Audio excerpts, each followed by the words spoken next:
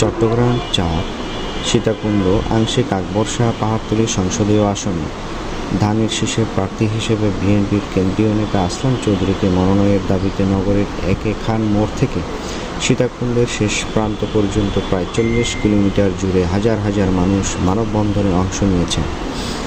ঢাকা চট্টগ্রাম মহাসড়কের দুই পাশে বিএনপি অঙ্গ ও সহযোগী সংগঠনের বিভিন্ন পর্যায়ে নেতাকর্মী সমর্থক থেকে শুরু করে সাধারণ মানুষ এই মানববন্ধনে অংশ নেয়। গত শনিবার সকাল ১১টা থেকে শুরু হয়ে এই মানববন্ধন চলে দুপুর পর্যন্ত।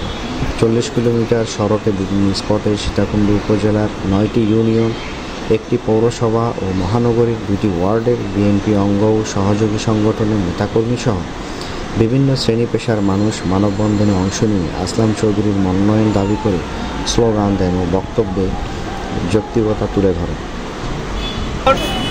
সংসদ নির্বাচনে চট্টগ্রাম ৪ আসন থেকে দীর্ঘদিনের আশা আকাঙ্ক্ষার প্রতিফলন আমরা চেয়েছিলাম।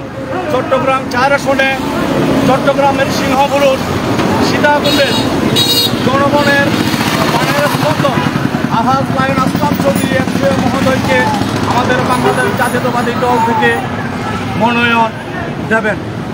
দুর্ভাগ্যের বিষয় হল সত্য, যে প্রার্থীকে মনোনয়ন দিয়েছে আমরা হতাশ। এই কারণে হতাশ, আগামী সংসদ নির্বাচনে আসলাম চৌধুরীর বিকল্প আমরা কোনো কিছু মনে করি না।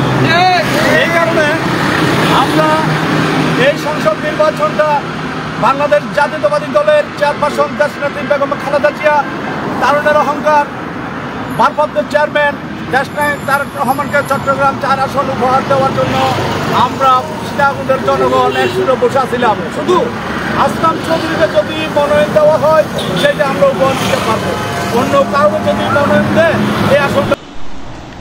এই সময় বিভিন্ন স্পটে বক্তব্যে নেতাকর্মীরা বলেন, আসলাম চৌধুরী একজন মজলুম জননেতা। কেবল রাজনৈতিক কারণে ৪ দফায় তিনি প্রায় ১১ বছর জেলখানায় কাটিয়েছেন। নিজের ব্যবসা বাণিজ্য ধন সম্পদ বিসর্জন দিয়ে দলের নীতি আদর্শ ধরে রেখে মানুষের কল্যাণে কাজ করেছেন। রাজনীতির পাশাপাশি তিনি সামাজিক কর্মকাণ্ডের মাধ্যমে এলাকার সর্বস্তরের মানুষের জন্য কাজ করেছেন। কারাগারে থাকা অবস্থায় ২ ভাইয়ের মৃত্যু হলেও যিনি মনোবল হারাননি, কোনো আঘাত করেননি, এইরকম দৃঢ়প্রত্যয়ী নেতাকে মনোনয়ন না দেয়া এক ধরনের অবজ্ঞার শামিল।